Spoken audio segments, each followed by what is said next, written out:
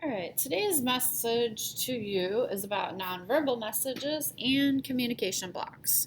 And we've been talking about what employers want people who are good communicators, excellent communicators, not just good communicators. They want excellent communicators. And yesterday I asked the question, what is communication? And the vocabulary definition that the book gives is communication is the process of sending messages to and receiving messages from others. Okay, and we had 7 things that went with communication. So you'll have to watch the video on what is communication in order to get the notes for this. Okay, so start a conversation is the first part we're going to start with. Do you sometimes find it hard to start a conversation with someone you don't know or don't know very well?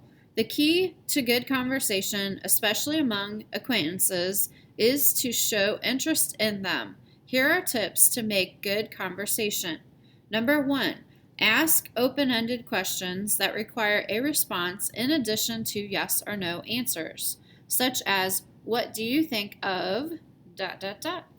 What do you think of the weather? It was 27 degrees this morning. That way, the other person is encouraged to keep a conversation going. Also, the conversation can more easily lead to other topics. So maybe they could say, well, I don't like living here because it's so cold. That's the one reason I want to move. Or they might say, I love the cold weather and I'm going to stay here the rest of my life and I will never go anywhere where it's warm. Which is not me, in my opinion. I like warm weather sometimes. Okay, number 2 says, show you're interested in what the other person has to say. Pay attention to what is being said and respond to it. Number 3, look like someone you'd enjoy talking to. Smile, be enthusiastic and positive in what you say. I think smiling is so important in communication. I think everyone should smile all the time. I think it just makes everyone look prettier. Okay, so nonverbal communication is what we're talking, the major part of the conversation today. You don't need to talk to communicate. You send many nonverbal messages without speaking a word. Your smile or frown instantly expresses delight or disapproval.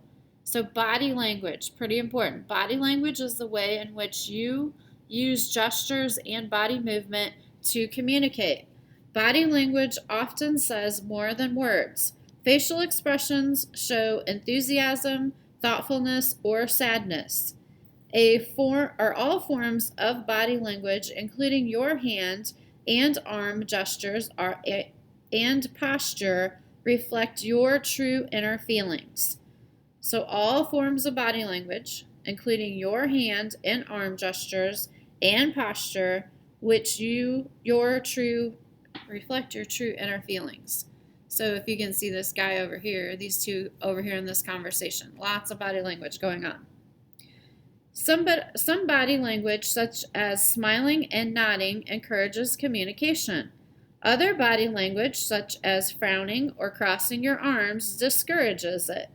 People send mixed messages when their words don't match their nonverbal messages. What they say is different from what they feel or think, and the differences show in their actions and facial expressions. When Robbie curls his mouth while giving a compliment, others don't know whether to believe him or take it as a put down. So he might be kind of like a jokingly kind of person, and everybody's like, I don't know if he's serious or not.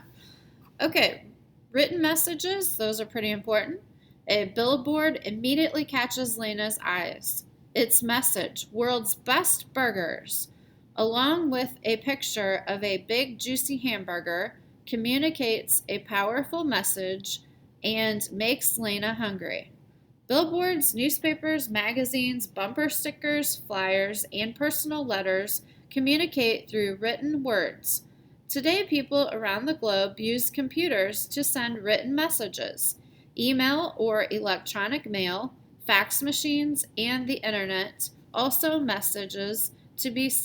allow messages to be sent instantly anywhere in the world. And I guess because this book is older that I use, but it still has the basics in it that we need. Um, I think text messages are pretty important in written messages as well. Okay, so doing pretty well with nonverbal messages, but now we switch to communication roadblocks. And these always tend to be there. Okay, so that's what I just read about written messages. And then communication roadblocks.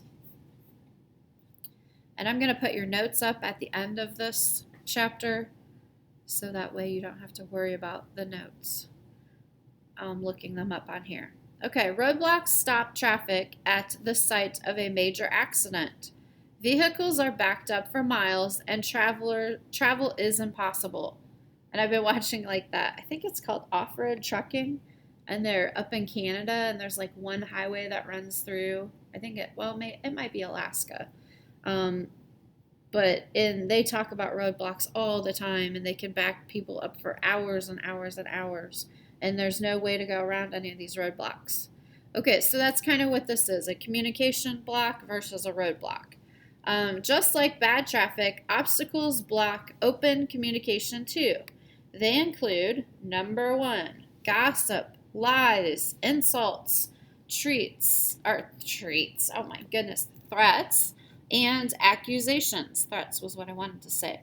Hurtful talk closes lines of communication, shows no concern for others, and destroys relationships. Number 2, nagging and preaching. Comments like, you better exercise more, or I tell you every day, turn down your stereo, turns listeners off. Number 3, a know-it-all attitude. Not being open to other people's ideas or opinions also thwarts communication. There's almost always more than one way to look at a situation.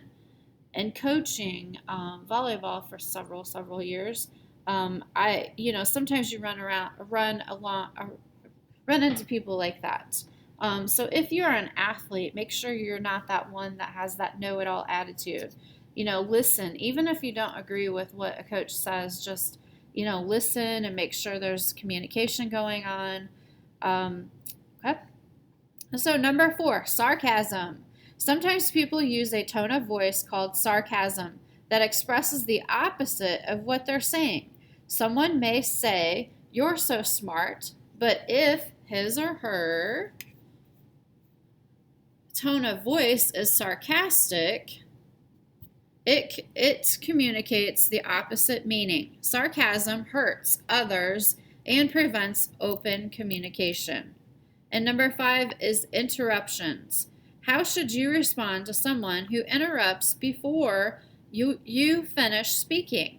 Continue your message in a patient but determined way.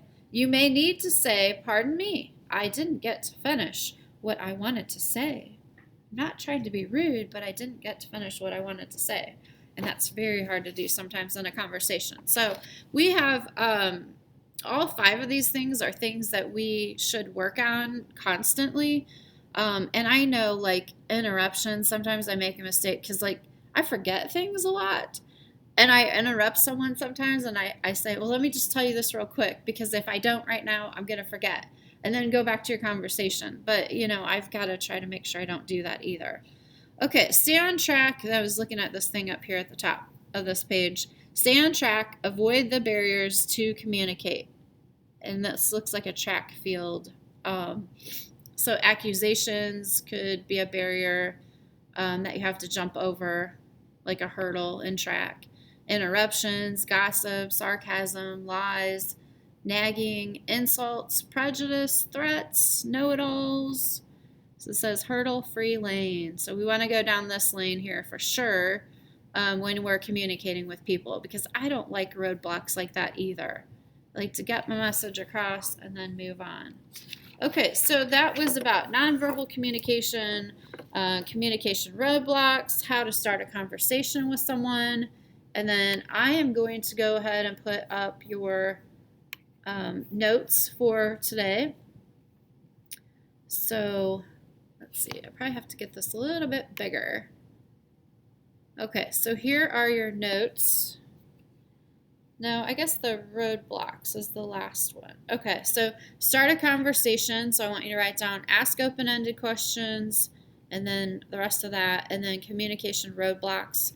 And this one up here should have been from yesterday. So you're going to have to pause the video right now because I'm going to go ahead and stop the video because I don't know how long this will take you to write your notes. So that's one of your activities for today. Thank you, and have a great day.